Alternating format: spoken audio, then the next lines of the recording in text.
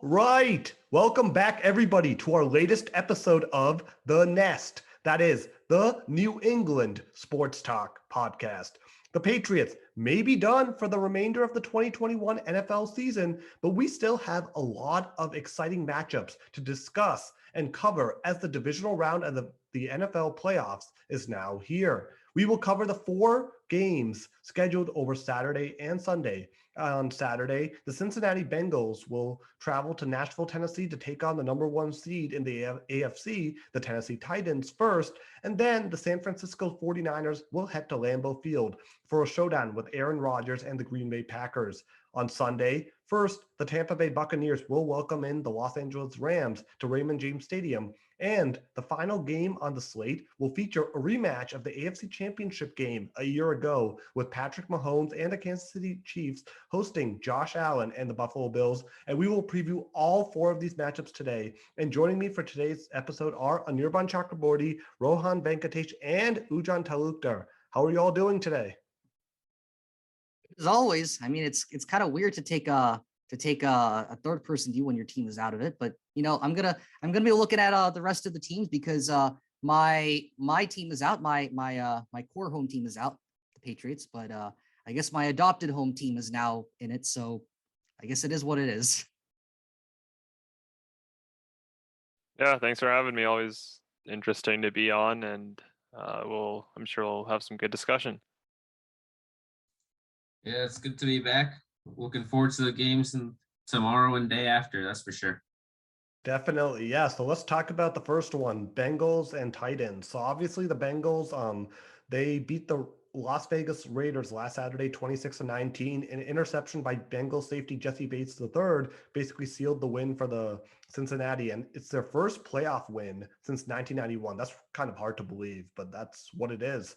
This was their first playoff win since 1991. And Joe Burrow, 24 of 34, 244 yards, 2 touchdowns. He was sacked twice. Joe Mixon, 17 carries for 43 yards, 83 rushing yards total for the Bengals last Saturday. And he also had 4 catches for 28 yards. And the big names, Jamar Chase, 9 catches, 116 yards, 3 carries for 23 yards. CJ Uzoma, the tight end for Cincinnati, 6 catches for 64 yards. He scored a touchdown. The other touchdown was caught by Tyler Boyd, 4 catches for 26 yards and a touchdown. So, yeah, that's the first matchup. And obviously Tennessee, since they were the 1 seed, they had a first round bye. And the big news for Tennessee, and I mean big, is they have King Henry back. Derrick Henry, he's going to be healthy and playing tomorrow. That's going to be massive for them. Henry was obviously terrific for them. 8 games he played this year before he suffered a broken foot. And even despite missing the last 9 games of the season for Tennessee, he finished with 937 rushing yards, which was actually 6th in the NFL. So even though he missed the last 9 games, he was still number 6 overall in rushing yards. That is just incredible to believe. So yeah, let's talk about this matchup first. So what's the key for Tennessee and Cincinnati tomorrow? Ujan, let's start with you. What are you looking for? I'm looking to see how Derrick Henry does. That's the first and foremost. I mean, having not played for the last 9 games, I questioned how up to speed he is in terms of game speed. But I just feel like, with him, it's generally he gets better as the game goes along. So and I just feel like that's what will happen here because first few carries, you're trying to figure out how the defense is going to match up when it comes to stopping the run, and then but with Derrick Henry having running the ball, he's gonna wear you out. So I just think that for Tennessee, it's how can you control the run game. For Cincinnati, it's a matter of can you get somebody other than Jamar Chase the ball. We know that Cincinnati likes to get Jamar Chase involved, but it'll come down to CJ Uzoma, Joe Mixon catching the ball from the backfield. You got T. Higgins as an extra wide receiver. So it's really, can those guys step up as well?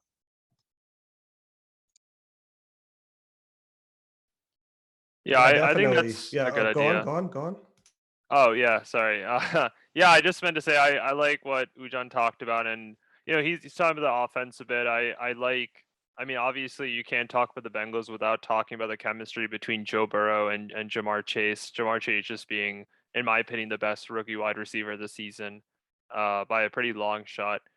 And if you saw his game against the Raiders, how many times were they getting first downs with the route running by Jamar Chase? I mean, and this wasn't even in man coverage. You just saw him. He's so good with cutting back. He likes to kind of a lot of routes where he kind of does a slant or streaks and cuts back and catches it. Just a really tremendous player. But I think the running game is also something that I think Joe Mixon, after some injuries in the first half of the season, has really emerged as a really top running back. And the Bengals play an interesting way where they also have Samaj Perine, who tends to be more of a third down back for the Bengals because they tend to run Mixon on the early downs and then Perine in the end zone or in third down. So that'd be something to watch out for. But so that's interesting. And another thing I do want to highlight, which is interesting, is the role of the defense in tomorrow's performance, because Joe Burrow and Ryan Tannehill are actually in the regular season of 2021 the two most sacked quarterbacks, right? Joe Burrow has 51 sacks on him. Tannehill has 47 sacks on him, and that's something we even saw against the Raiders, like you were pointing out a little earlier. And that's going to be really important, right? This is going to be a game where both teams are going to be really trying to pound the offensive line. You're going to see the defensive ends, I think, having a really important role. And ultimately, when you have kind of sacks and that kind of thing, that kind of opens the room for turnovers as well. And I mean, a lot of the time when you sack a QB right at the wrong time, they can kind of easily let go of it. And both these teams, that stat kind of tells me they have kind of below average offensive lines, and I think that's going to add an interesting dynamic. And that's definitely a valid point in the sense that when your quarterback is prone to being sacked, I mean it's gonna definitely damp the passing game, and of course when you're passing, you're also running the risk that it's gonna get intercepted. So I'd be paying attention to having the running game be more of a thing, especially with Derrick Henry coming back. So I'd watch for that with Tennessee. I mean, I think they have a lot of built-in advantages, but the addition of Henry is definitely one of them out there. Yeah, I mean, Tennessee is also very talented on offense. I mean, with Henry, and then you have Julio Jones, A.J. Brown at wide receiver, two very good wide receivers. Obviously, Julio Jones battled injury this season, so he wasn't as effective as he was in Atlanta. But yeah, so I mean, I think Tennessee and I mean, obviously, I give Cincinnati the edge at quarterback. I think Burrow is a very good quarterback, has potential to be great, whereas Tannehill is kind of like a game manager type of quarterback, which is okay. I mean, he's probably good enough to get you probably to the playoffs and maybe win a game or two like he did in 2019. But I don't know if he's good enough to really take the Titans to the Super Bowl and win the Super Bowl. So yeah, there's that. And also, I just wanted to give a little bit more breakdown on Tennessee and Cincinnati's defense. So we talked about Cincinnati, at least the Titans defense. They actually had a pretty bad secondary. Their secondary was ranked 25th overall, 245.2 yards allowed through the air. And they actually have a very good run defense, number 2 overall, allowing 84.6 yards on the ground.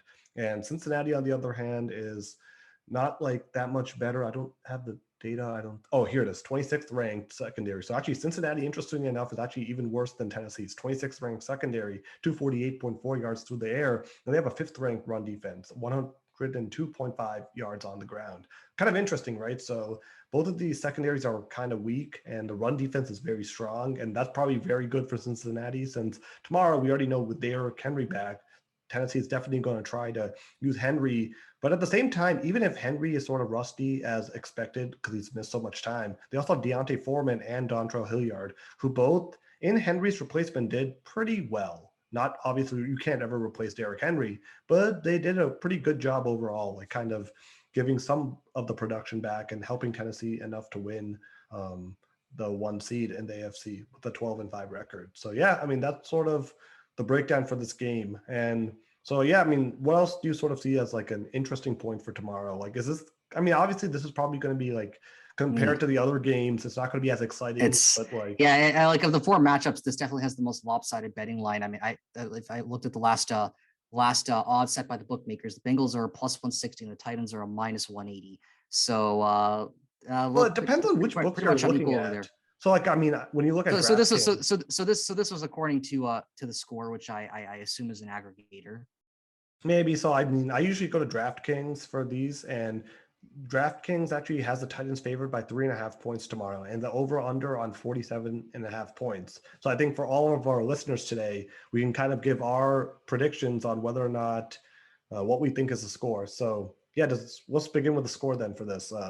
Ujan, let's start with you. What's your prediction for tomorrow? So I mean, Titans by 3.5 points and over/under 47.5. What are you thinking? I'm actually going to go with the under on both of them. And the reason being is, as you pointed out, if it comes down, I actually think it'll come down to, whether Joe Burrow will be effective throwing the ball or whether Derrick Henry will run over the Cincinnati defense. I personally think that it'll be a combination of both, and it'll come down to a last-second field goal. And I personally just think it's one of those where it'll come down to like who has the ball last, because like they seem to be fairly evenly matched in the sense that if you remember correctly, if I remember correctly, all the division winners were all separated by, I believe, one game. Like Tennessee was 11-6 and Cincinnati was 10-7, something like that. Well, Tennessee was 12-5, and 12. Cincinnati, I believe, was either 10-7 or 11-6. But it was like a 1 or 2 game difference, which is really not much.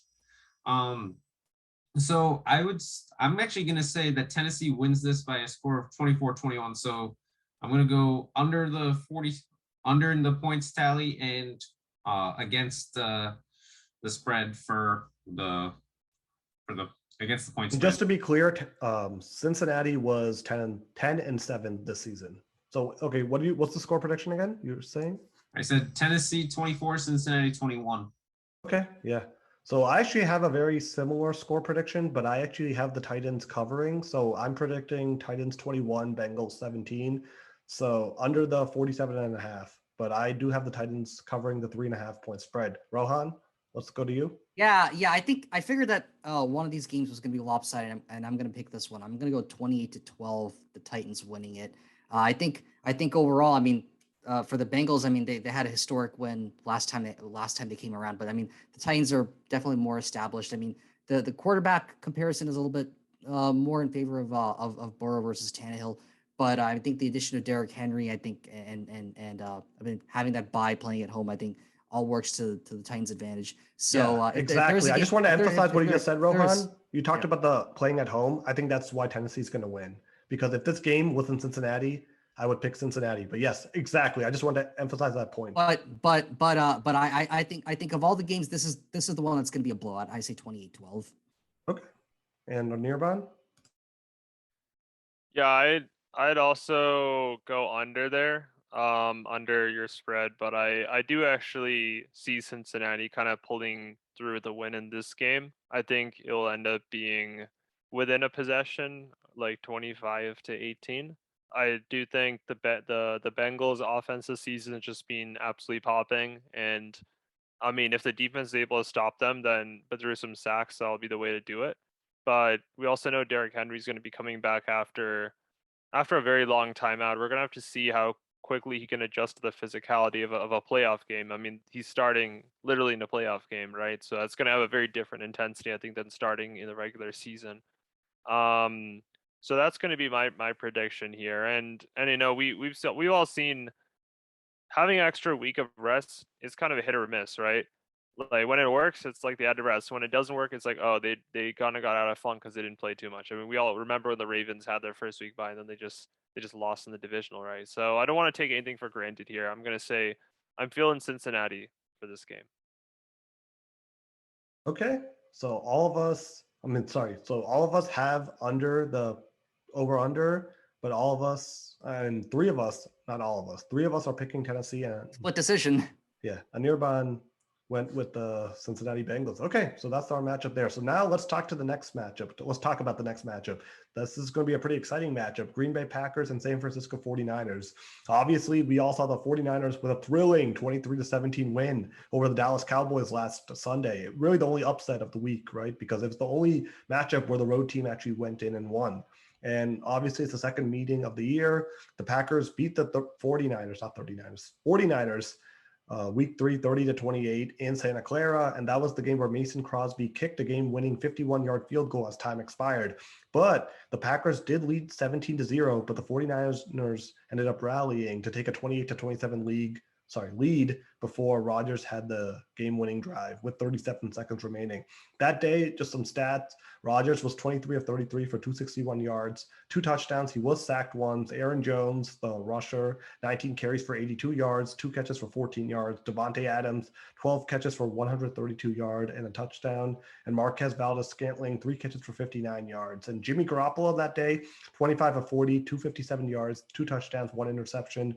The leading rusher that day, that's going to be something that's different this time because at the time it was Trey Sermon, the rookie running back, 10 carries for 31 yards, and George Kittle, 7 catches for 92 yards. And then Deebo Samuel, Kyle Juszczyk, and Brandon Ayuk all had touchdowns in this performance as well. So that was sort of like what happened last time. And we'll have to see what happens this time because Jimmy Garoppolo against Dallas, he wasn't too good, guys, right? I mean, only 16 of 25, 172 yards, threw an interception. Elijah Mitchell was terrific, though. The running back, 27 carries for 96 yards and a touchdown. And Deebo Samuel, 10 carries for 72 yards and a touchdown with 3 catches and 38 yards. And George Kittle, kind of a quiet day, 1 catch for 18 yards. So, yeah, that's sort of like the breakdown from last Sunday. And so let's just begin with this then. What sort of are you looking for in this matchup tomorrow? Let's start with you and Nirban. Like, what are you sort of looking for tomorrow for the Packers 49ers? I'm seeing a situation where I think we can all trust Aaron Rodgers to have a good statistical performance. I mean, this year, as in the last previous years, his regular season statistics, yards, touchdowns has been absolutely outstanding. But I think there's a lot of questions that still lie for their defense. I mean, you look at this defensive unit, and the game you were referring to was 30-28. This unit gave up 30 points to the Chicago Bears and 224 yards, 2 touchdowns to Justin Fields. And keep in mind that they're coming up against a really Well, those 30 points, though, to be fair, a lot of that was kind of in garbage time too. No. Well, actually, 24 of them were scored in the second quarter.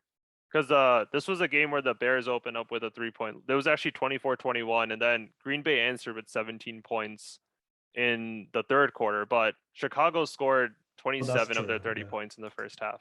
But like, I mean, yeah, they were able to win in that, but we also saw in the Browns game, another game where it really looked like they couldn't stop the run defense at all, and that's going to be a problem for them. And whereas on the other hand, 49ers defense, Nick Bosa has actually been cleared as eligible to play tomorrow. He's a defensive end, one of the top defensive ends. I believe he has the second or he had third a concussion, right? So that's why he missed a lot of the Dallas game. But yeah, he is massive for San Francisco. Yeah, tomorrow. So he's there because he's actually one of the leaders, I believe, or close to leaders in terms of sacks and just general QB pressures. He's going to be really important for the 49ers unit, which is pretty stingy. But I think this will be I think this will be a high scoring game because Aaron Rodgers, he just has a quality to really produce against really most defenses. And the Packers tend to be a team that passes first because they have Aaron Rodgers, right? So I'm predicting that there's going to be a lot there, even though the 49ers will do their best to kind of hurry him. I mean, Aaron Rodgers is a very difficult quarterback to sack, as we all seen. He always has one of the lowest sack numbers. Even during pressure, he just has the kind of awareness to kind of get out and make a play or just throw it away. So it'll be interesting to see that defensive battle, especially between Nick Bosa and I guess whoever he'll be matching off against in the O-line. Meanwhile, for the 49ers, I think their running game is going to be really important here again, like it has been for a lot of the season. I mean, Jimmy Garoppolo, I think he has been playing, definitely has been playing, in my opinion, more as a game manager rather than taking the game by the scruff of the neck. I mean, this season they've relied on a combo of Eli Mitchell and Deebo Samuel on the running game, which has been really effective for them. And I think this can be a type of game where they can really, really punish the Packers' run defense. And again, that's why I think it's going to be kind of high scoring. Yeah, I agree. I think the run defense for Green Bay, it's actually interesting because statistically they're actually pretty good, which was kind of interesting. I mean, they actually have their 11th ranked run defense, 109.1 yards allowed on the ground, and 10th overall secondary, like pass defense, 219.1 yards through the air. And big news for Green Bay is Jair Alexander, their star cornerback. He is questionable, but I think he should be playing. And they also have Rasul Douglas, who's really emerged as one of their like stars on defense. He has 5 interceptions this season. and he's also defended 13 passes. So he's Yeah, become like a if I could very just good. Yeah, go on. Right. Yeah. I mean, I think you bring a good point. I just want to really quickly add a caveat. It is true that in terms of, I guess, sheer rushing yards, they're among the lowest, but they actually have the third highest yards per carry when you do run the ball at 4.7 in the league. So I think that is important because I don't think yards always tell the whole story. It's more like what the other team, because that also depends on how often the other team chooses to run the ball. So what we see is that when they run the ball, the Packers give up the third most yards per carry. So I think that is something to highlight. Yeah, definitely. And I mean, correction to what I said earlier. I said earlier that the Titans Bengals game was the most lopsided one in the betting markets, citing minus 180, 160, plus 160 Titans Bengals. This one is actually a minus 230 for the Packers and plus 190 for the 49ers. yeah, So I this one mean, is, that's why I was a little surprised because yeah, I mean, Green yeah. Bay, So, according so to DraftKings, I just wanted to issue that correction. yeah, because Green Bay, according to DraftKings, Kings is favored by 5.5 points, and the over/under is 47 points. So yeah, I mean, I think Green Bay, obviously, like you say, Rodgers, Aaron Jones, AJ Dillon, the other running back, Devontae Adams having another terrific year, Randall Cobb, Alan Lazard. Their offense is very, very good, and their defense is solid. Though I will say, like San Francisco is probably that type of team which can really exploit the run game. Like we all remember Raheem Mostert 2 years ago when he had 220 yards with 4 touchdowns, and Jimmy Garoppolo only had 8 passes attempted, and the 49ers won that game 37-20. So obviously, I know it's 2 years ago, but it's still Kyle Shanahan, it's still Matt LaFleur on the opposing sideline, same coaches, same quarterback, and very similar style of offenses at this point, right? I mean, at this point, 2 years ago, Aaron Rodgers had Devontae Adams, and he also had, I don't think he had Randall Cobb at the time, but like it's a similar type of offense. So that's going to be something I'm really kind of interested in seeing tomorrow, how Kyle Shanahan sort of plays this matchup and sees what happens. Because I don't know, because Green Bay sort of coming off of that bye, and I know this is sort of where the double-edged sword is going to be kind of interesting to see, because if San Francisco starts off the game 7-0 and then Green Bay has some kind of like sloppy type of play which leads to a turnover, all of a sudden it's 14-0 and then Green Bay sort of playing from behind now, that would be something that I think for the Packers would be really worrisome, because they cannot allow the 49ers to run the ball like consistently throughout the game. If they need to get ahead and force Jimmy Garoppolo to pass, because that's their best chance of winning this game, if they sort of allow the 49ers to dictate the flow, then that's going to be the way for them to win the game. They're going to run the ball through Green Bay's throat, and then that's going to be really, really bad. So yeah, I mean, Rohan, what are you thinking? Like, is that sort of the matchup to look for? I would say the key matchup to look for is probably Bosa, because I mean the pairing between Aaron Rodgers and Devontae Adams, that's been a pair that's been gelling all season long, and so I think I look to the return of Bosa for the Niners to really potentially break that up, and I think with that key addition, it's definitely going to add another key element for the Niners and their defense. And to Anirban's point earlier, I mean, Aaron Rodgers, he doesn't really get sacked a lot, so I mean, I guess. If you're going to apply pressure, it's probably going to have to be either downfield or at least on the run defense or something like that, because taking down Aaron Rodgers is going to be a very, very tough task. And I'd say for the Packers to really to make a run at this, I mean, I look to the use of Aaron Jones as well, but I'd say the key factor in this one is that matchup between Devontae Adams and Bosa. I'd say that's something to watch. I don't think they're going to be directly matched up, because Bosa's like a linebacker or a defensive end, so he's not going to be covering Devontae Adams. He's not going to be covered here, but he's going to be playing. He's going to be influencing the play, right? Because I would say more Bosa and David Bakhtiari if he is playing tomorrow. Or I mean, that would be the real matchup for me. The offensive lineman, the star offensive lineman for Green Bay, who's been injured, and I think he only played a little bit in Week 18 for Green Bay. He's been sort of battling injury. That would be the matchup to look for. The Packers offensive line versus guys like Nick Bosa, Fred Warner, another star linebacker who was injured during Dallas, is the matchup against Dallas, but he's back now. So that would be sort of what I'm looking for. And yeah, I mean, just a quick run through on the Niners overall, like 7th ranked run defense, 103.5 yards through the ground, and they have a 6th ranked pass defense, 206.5 yards allowed through the air. So they really need to do a good job trying to limit Devontae Adams and forcing Aaron Rodgers to look elsewhere. You might have to double cover Devontae this game and force Rodgers to really find other guys. He is very capable of doing that, but if you're able to do that and you're able to run the ball effectively, then the Niners' chances of winning this game are actually pretty good. Not, I mean, solid, not like as good as they can be against the Packers.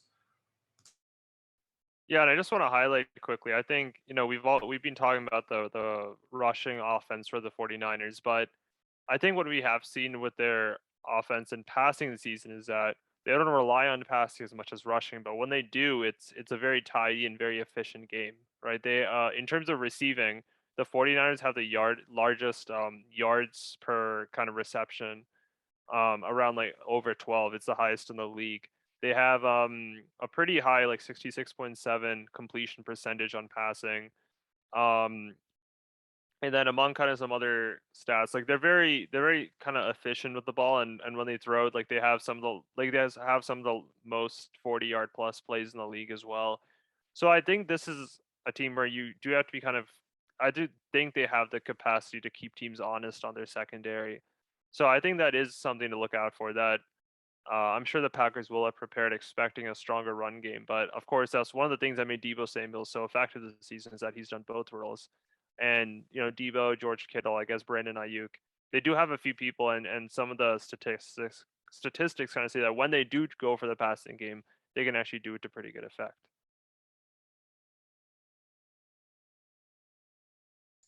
Yeah, well, for me, I think it's going to come down to Jimmy Garoppolo versus the Packers secondary.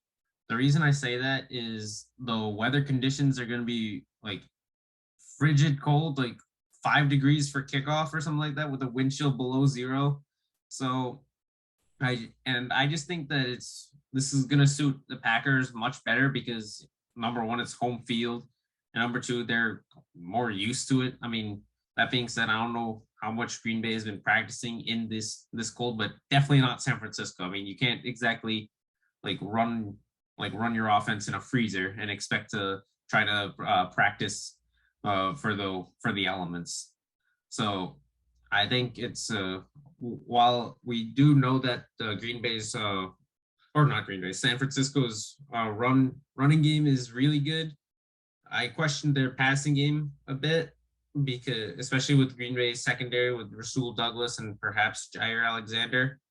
But Aaron Rodgers is just going to throw the ball regardless of weather, whether it be raining, snowing, middle of a blizzard, what have you. He's going to throw the ball, and he has the chemistry with Devontae Adams, Robert Tonyan, the tight end. Tonyan tore his ACL, so he's out.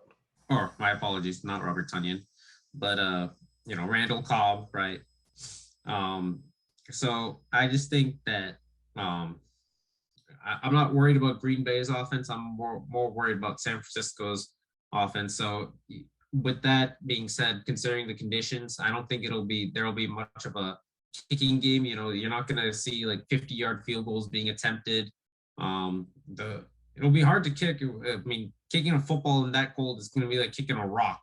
So we'll just have to see when it comes. I just want to see how San Francisco's passing game fares in the elements. Yeah, I mean, I think the key for San Francisco is going to be the running game and then their pass rush. Like last week against Dak Prescott, they sacked him 5 times, which was obviously very impactful. They held Dallas to just 17 points. So, yeah, I mean, it's going to be interesting. So let's go to the prediction now. So obviously Green Bay is favored by 5.5 points. Over and under is 47 points. So I'll go first. So obviously these two teams have played each other a lot, and even with Matt LaFleur and Kyle Shanahan, since both of them are pretty new to the teams respectively. Kyle, of course, joining in 2017, Matt joining in 2019 with the 49ers, the Packers, and they faced off twice in 2019. So this is a second playoff matchup, and that was won by the 49ers 2 years ago, 37-20.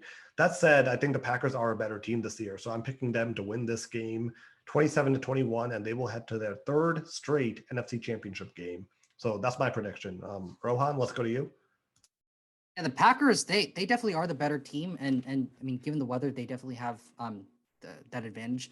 But I would say also because of the weather, the running game is going to become more of a factor, and because that is where the 49ers are probably going to excel, I am going to go with an upset on this one and say 24-23 Niners.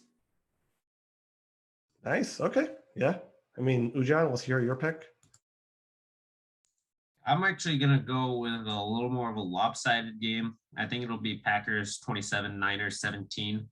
Um, I just think that Green Bay is kind of going to be playing in their element. They want to go back to the NFC Championship game, and if they do, they'll be guaranteed to host it at Lambeau Field.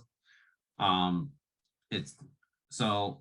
I mean, you don't want to play against Green Bay at Lambeau in January. Unless you're Tom Brady. That is true, but last year when in the NFC Divisional in Green Bay, the Rams went and they lost by 2 touchdowns. So I think it's gonna. I mean, it was close throughout, but I just think Green Bay is just gonna pull away at the end.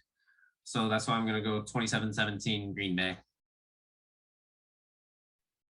Yeah, I also see it being I do see it being a kind of high scoring game for the reasons that I already talked about. But I think Rohan's point about the cold weather also kind of does hold some sway. But I do wonder, I mean, we know that Jimmy Garoppolo did play in the cold for at least some portion of his career, so maybe they'll be able to mitigate that from his perspective.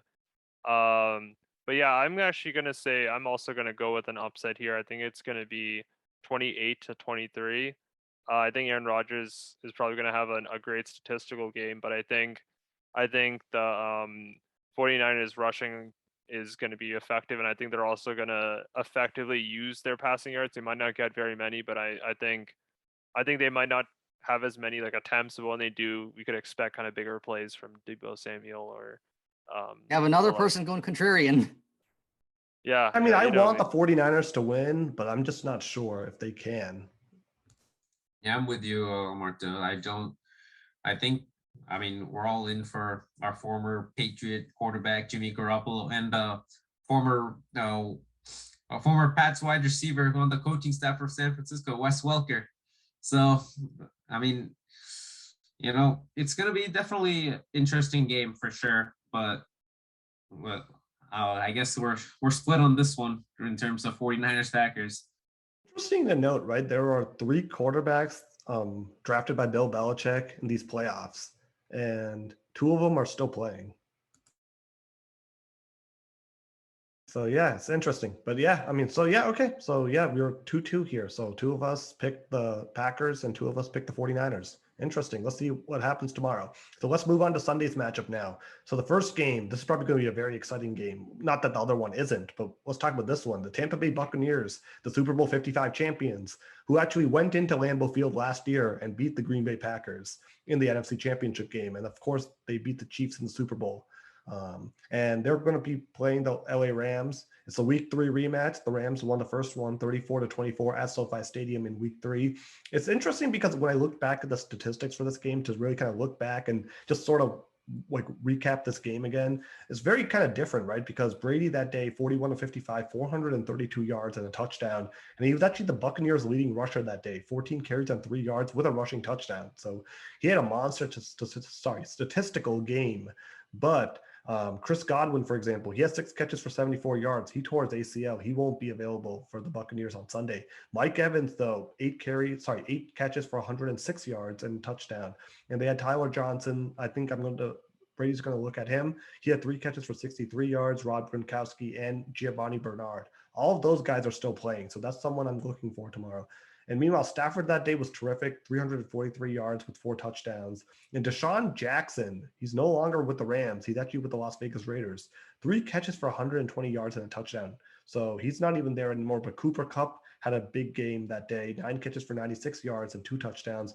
And Robert Woods, 3 catches for 33 yards, and he tore his ACL in November. So overall, this is kind of a different Rams team. And I would also say this is a very different Bucs team than the one that played in week 3.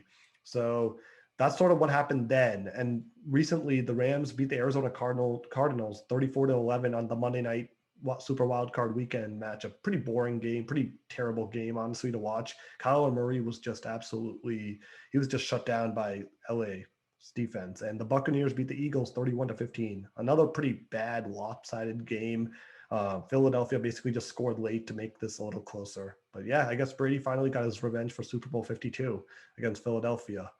But anyways, like that game, Brady was terrific though. 29 of 37, 271 yards, 2 touchdowns, no interceptions. This is interesting, though. The Buccaneers' leading rusher for that matchup on last Sunday, Keyshawn Vaughn, 17 carries for 53 yards and a touchdown. And Giovanni Bernard was also involved, 13 carries for 44 yards and a touchdown. Mike Evans, 9 catches for 117 yards and a touchdown. And Rob Gronkowski, 5 catches for 31 yards and a touchdown. So that's sort of the state of the Buccaneers overall. And they kind of did a good job. The defense was terrific, limiting Jalen Hurts of the Eagles to just 23 completions on 43 attempts for 258 yards and a touchdown and 2 interceptions, and sacking him twice. So really, I mean, this matchup was kind of a blowout. I mean, I don't think the final score is even justice for how much of a blowout Tampa Bay really had over Philadelphia. And then just quick overview. For the Rams Cardinals, like what happened. So Matthew Stafford only completed 13 passes in 17 attempts for 202 yards and threw 2 touchdowns, his first career playoff win ever. The Rams run game is really heating up now. That's something I'm looking for. Sony Michel and Cam Akers, total of 113 yards. And Cam Akers also had 1 catch for 40 yards. Cooper Kupp had just 5 catches for 61 yards. And Odell Beckham, both Kupp and Beckham both scored touchdowns in this matchup. So yeah, I mean, so this is just sort of an overview to kind of give the listeners sort of these two teams, give an introduction, because we don't really see a lot of them usually. But yeah, let's talk about this now. So what's sort of the exciting matchup tomorrow? This is like kind of like an all-star matchup in a way, right? Like 2, you can argue, super teams. Like Cooper Kupp literally had the triple crown, leading the league with 145 catches, 1947 yards, and 16 touchdowns. And the defense, Aaron Donald, Von Miller, Jalen Ramsey. The Rams pretty much have mortgaged their future. They literally don't have a first-round pick until like 2024 now, because they've given up all their first-round picks for this season, essentially. So yeah, I mean, let's talk about this. Ujan, let's start with you. So like, what are you sort of looking for on Sunday for this matchup? What excites you the most? Yeah, I would like to see how the Bucks defense stops Cam Akers and Sony Michel, like stops the Rams running game. Actually, we know what Cooper Kupp is gonna do. Like, he's gonna be targeted, and Bucks will try to cover him. But like, I'm sure Sean McVay will draw routes for Kupp to get open, and we know he's gonna have an impact on this game. But I think really it's not. If Cooper Kupp beats you, well, so be it. As you said, he got the triple crown. Like, you're not going to keep him out of the end zone. I mean, I'd be shocked if they did. But also, that being said, the Bucs defense kept Kansas City out of the end zone in a Super Bowl a year ago. So, and that Kansas City team had Tyreek Hill and Travis Kelce.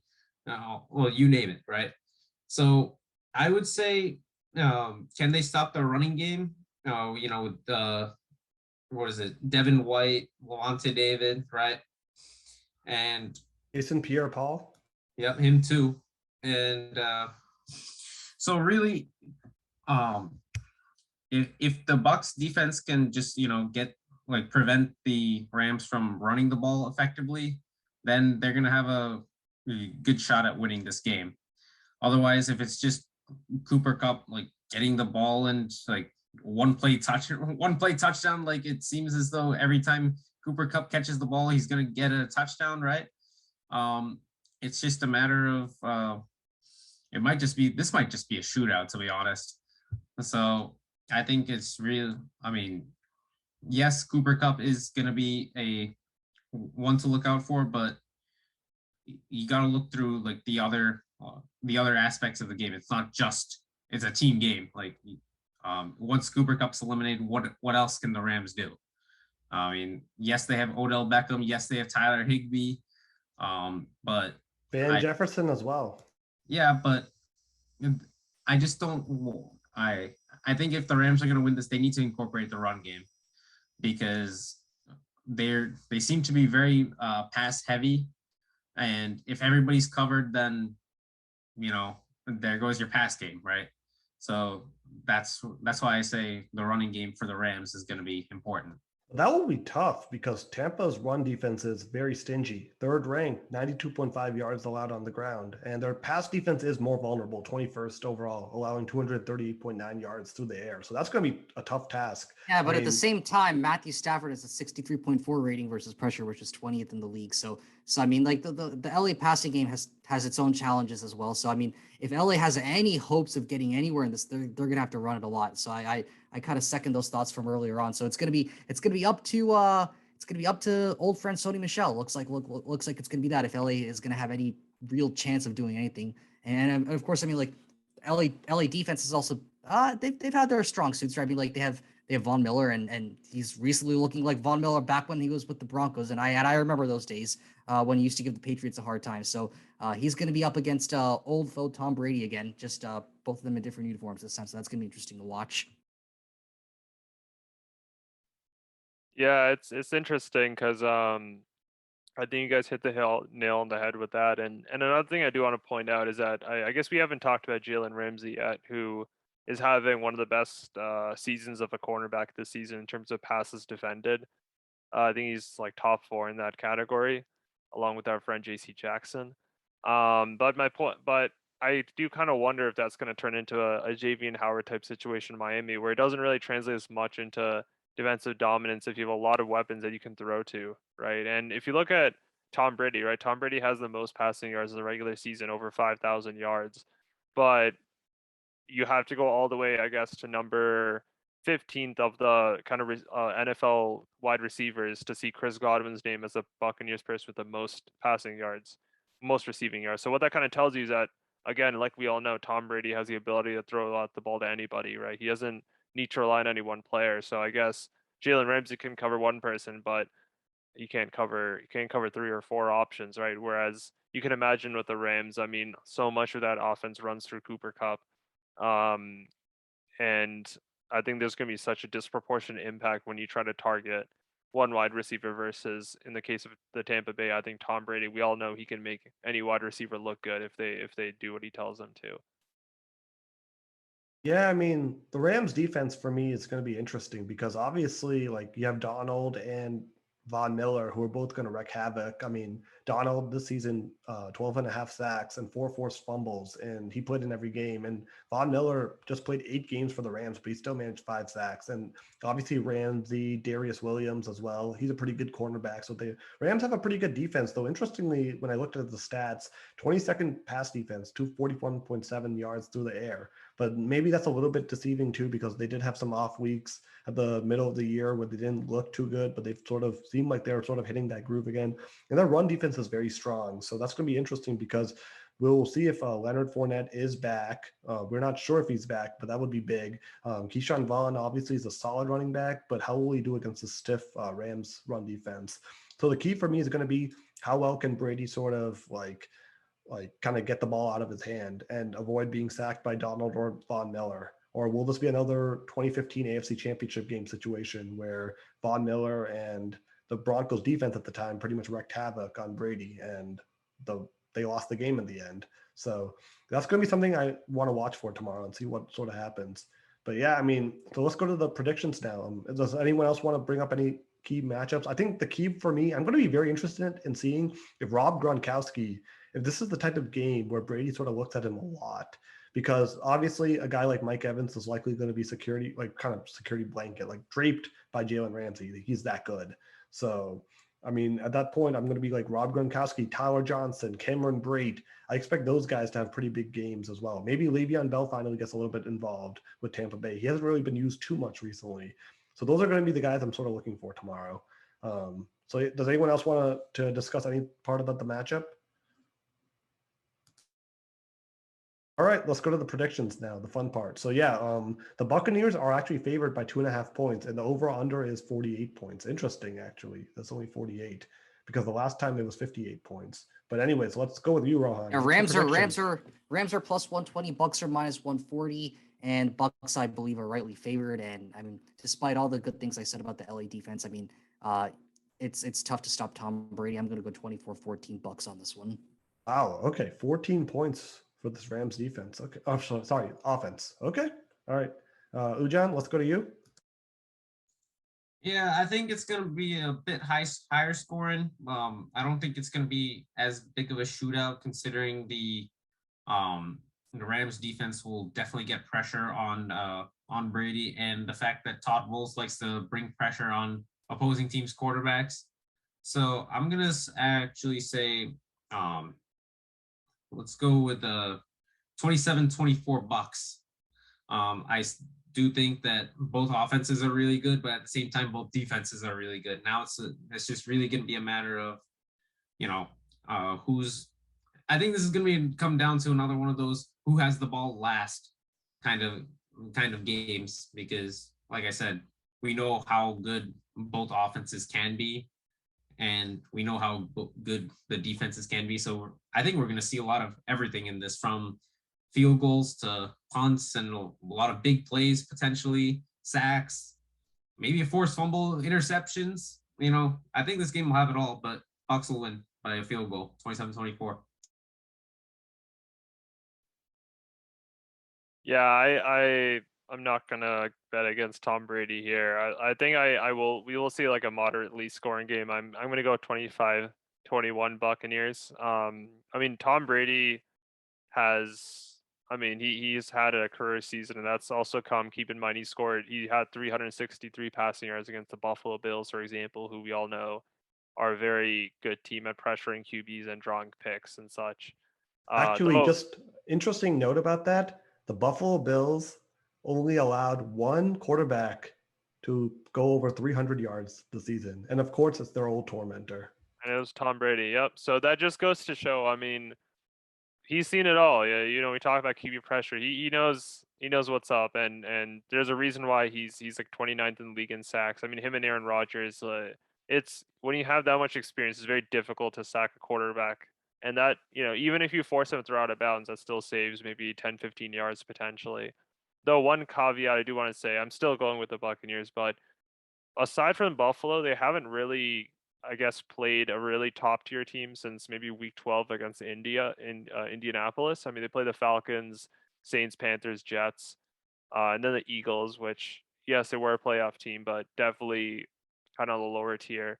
So, whereas the Rams, I guess, did play the 49ers, the Ravens, they kind of had close games there.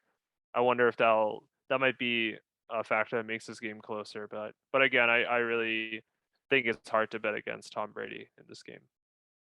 Okay, I'm going to be the contrarian here. So I'm going with the upset here, the Rams. So I just think that they have a very high-powered stars situation, and I think it's going to be close. I have Rams winning 34-31. And Brady will be back though next year, but no repeat. So yeah, that's that matchup. And the last one, we're at the last one now. Kansas City. Or we're yet to have a Buffalo. unanimous decision. I mean, it's tough. So yeah, let's go with the Kansas City Chiefs and the Buffalo Bills. The last matchup. This is going to be a very exciting matchup. A Week 5 rematch of this year. The Bills beat the Chiefs at Arrowhead Stadium, actually 38-20, which at the time the Chiefs were 2-3. And this isn't obviously the same Chiefs team, as Mahomes was pretty struggling pretty badly at the time. Tre'Davious White was playing that day. He's out for the season. Mahomes threw 2 interceptions, and one was actually returned for a touchdown by Bills safety Micah Hyde, who we all remember had that interception against Mac Jones last Saturday. So the other one was by Greg Rousseau, the defensive end.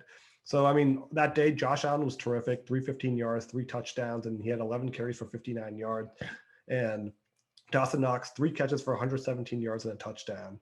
So, I mean, obviously, we all know the Bills crushed the Pats last weekend, 47-17. We already did a recap on them, so we're not going to really go into the stats at all because we all know that they just crushed the Pats. They had 7 touchdowns and really weren't stopped at all.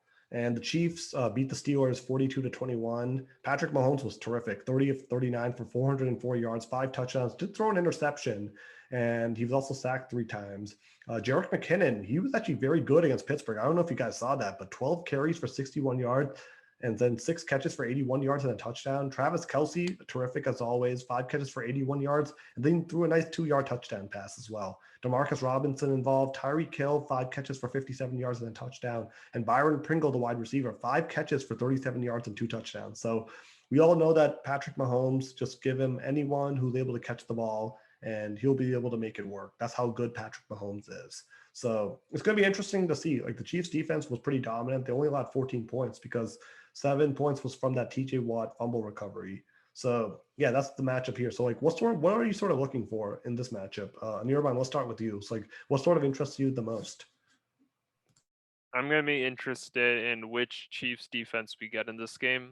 Are we going to get the Chiefs defense that dominated against teams like Dallas and Las Vegas and Denver, or are we going to get the team that played against the Chargers and Cincinnati in 15 and 17 and really allowed like 28, 34 points? It's going to be interesting. And I guess the Cincinnati has to be a close comparison because, like the Bills, they just have a very explosive passing offense, which so I think that's going to be a really important determination here.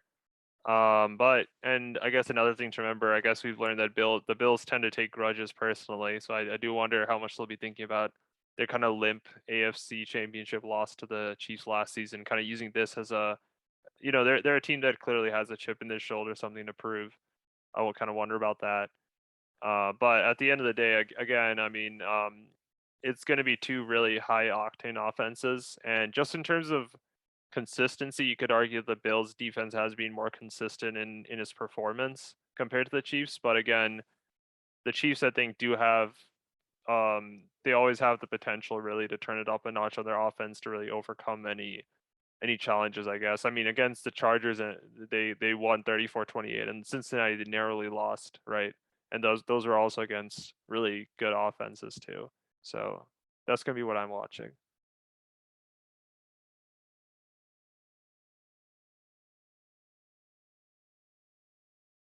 Yeah, I mean, Nujan, Rohan, any thoughts? I'm gonna Yeah. Oh, sorry. Go ahead. Yeah, what I was gonna say is, I'm gonna say that whether how is Buffalo's secondary gonna hold up against Kansas City? Kansas City's high-powered offense. I mean, last year when in the AFC Championship game with Tre'Davious White, they were just outnumbered. Right? I mean, after the McCole Hardman fumble on the muff punt, and like McCole Hardman just turned into like Tyreek Hill 2.0. Let's be honest. Like I remember this large gain for an end around. Tyreek Hill had all these big plays that went for like 50 plus yards, and then like they couldn't cover Travis Kelce. But then this year they come back and they run Kansas City out of their own backyard. But things have changed then with Kansas City's defensive line kind of beefing up. No Tre'Davious White for Buffalo in the secondary. They still have Micah Hyde, as you mentioned, but Kansas City still has that high-powered offense. The thing with them is it seems to me as though it takes them some time to get going in games, and I feel like the same has been the case for Buffalo bar last week, when I mean, I remember week 17 against the Jets. It was like 13-10 for Buffalo going into the fourth quarter. Like it was close, and this is a game against a 2-win team Jets who have nothing to play for. And the same went for like teams against like say games against Atlanta, against Carolina without a kicker too. So it's I just think that it'll just come down to offense versus offense, but primarily I'm more interested in how Kansas City does with against what I would consider a weaker secondary for Buffalo in no Tre'Davious White. Yeah, but I mean, even then, I mean, Buffalo is still probably arguably one of the best defenses in the game. I mean, like, Patrick Mahomes, and for all the accolades that he's gotten as a quarterback, I mean, he's going to be up against he's going to have a tough task ahead of him.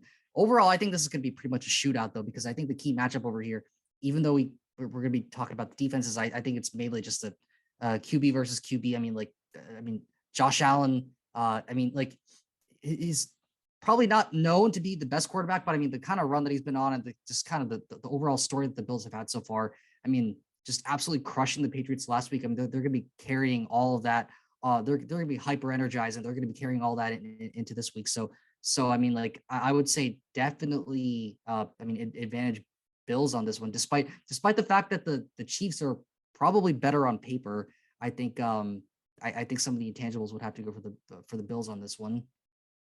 Yeah, definitely. I think obviously Buffalo is on the groove right now, and obviously a very emotional win for them last Saturday, beating their longtime nemesis. And they still remember the AFC Championship game from last year. I mean, one of the kind of like sort of signature moments for them was like when Stephon Diggs, after the game was over, he was watching the Chiefs celebrating sort of in the background, kind of using it as motivation. So I think he remembers that, the whole team remembers that, and it will be good. Like, I think obviously they went into Arrowhead in October and won that matchup, but this one obviously carries more weight, being that this is a playoff game. So let's go to the predictions now.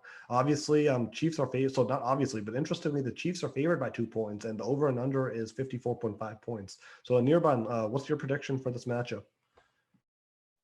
I gotta go over on this one. Like I said, I think they're just two offenses. I think it's gonna be a really fun game to watch tomorrow. To be honest, I'm guessing there's gonna be a lot of points scored between them. Probably gonna go like 38-34 or something like that. I think that's. I mean, it sounds a lot, but then you remember the games like the Chiefs had, like 34-31 loss against, or 34-28 against the Chargers or the Bengals. And actually, I just want to address one thing quickly. I think Ujan brought up a really interesting point about kind of starting slow, and it is actually interesting because Kansas and Buffalo are both actually in the top four in terms of the number of points scored in the first quarter of the first half, which I thought it was kind of like an interesting stat because I kind of agreed with Ujan. Like when you look at, like, I guess a subset of their games, it looks like they're starting slow. But the big factor here is that the Buffalo also tends to give up the fewest first half points, whereas Kansas City's more middle of the pack. So we'll see what happens here. I mean, I think again, yeah, the Buffalo Bills are going to be really motivated, and I think they're going to be coming up against the Chiefs team where really things are mostly going pretty well for them too. And I think the Chiefs are also going to have their own motivation. I think Patrick Mahomes definitely still has something to prove. I think he, the kind of way in which they the way in which they lost the Super Bowl and then really struggled as a lot of NFL teams changed their defense to kind of isolate and knock off the deep plays. I mean, we've all seen Patrick Mahomes being forced to be more methodical and like kind of 10-15 yard plays. So I think they also have something to prove too. So I think at the end of the day, it's really going to come out to who can kind of show up in the offense specifically. And I think I still trust Kansas City to do that.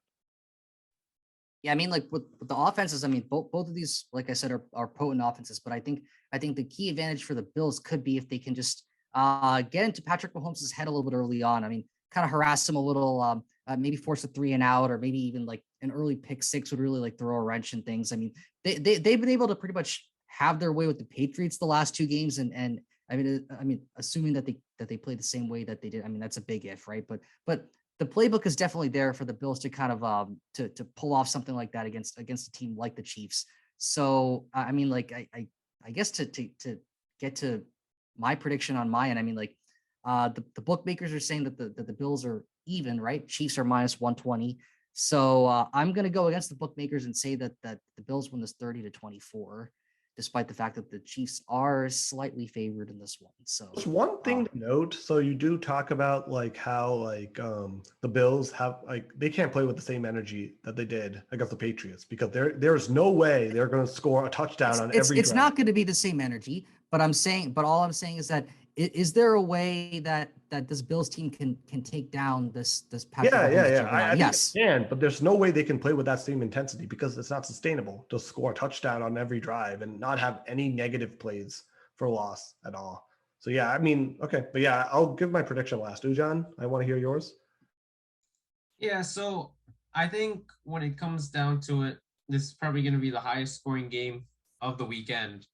And um, considering that Buffalo already beat Kansas City at GEHA Field, rather, at Arrowhead Stadium, I just think,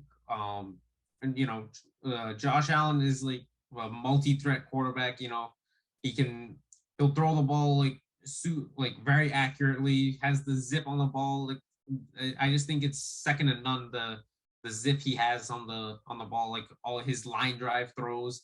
And then he can run the ball, and he's really hard to tackle. And sometimes the runs that he gets, like for the first downs, it kind of reminds me of a certain quarterback the Patriots had in 2020. When that guy who just gets the ball and just takes off and tries to run behind his offensive line. Sometimes those plays are just like that. I mean, it's not like the Buffalo's doing anything special. It's not like some special play. It's just a simple design because Sean McDermott knows that his quarterback cannot be tackled. So and you know, and the same thing goes with Patrick Mahomes, but in a different sense that he can scramble left and right. And Kansas City has all these special plays, like as was mentioned earlier, Travis Kelce throwing a touchdown. And then they have all these like end arounds that they can use. So I'm gonna ultimately say it'll be Buffalo 38-35. Okay, Interesting. so I also have a high scoring game as well. So I'm going to have a little bit of fun here. I'm going to say Bills 43, Chiefs 37 in overtime. So another overtime loss at Arrowhead Stadium, which ends in a touchdown. It's going to be kind of like the 2018 AFC Championship game between Brady and Mahomes. That was one of the best games probably in playoff history in recent memory, at least. So I'm going to go with a fun shootout that ends in overtime. So Josh Allen will get the ball, drive the Bills to a game-winning touchdown, and I guess based on my prediction, they will be playing the Tennessee Titans in the AFC Championship game. So let's see what happens. So that's going to be our matchups and our predictions for all 4 games. Yeah, I mean, like, your adopted home team is in it, and my adopted home team is also in it. So that's gonna make things. It'll be a Super interesting. Bowl preview. Yeah. Right? 49ers and Titans. That'll be interesting. Both of our adopted home teams, even though forever Patriots. Yeah, exactly. But yeah, I mean, that's going to be our matchup. We will be back next week to cover the AFC and NFC championship game. Yeah, we're almost there again. We're almost at the AFC and NFC championship games. And of course, we'll do something for the Super Bowl. But yeah, we will be back. But enjoy the games tomorrow and Sunday. And yes, we will be back. So stay tuned for our episode. Until then, have a good one, guys. All right, enjoy the game, everyone. Peace.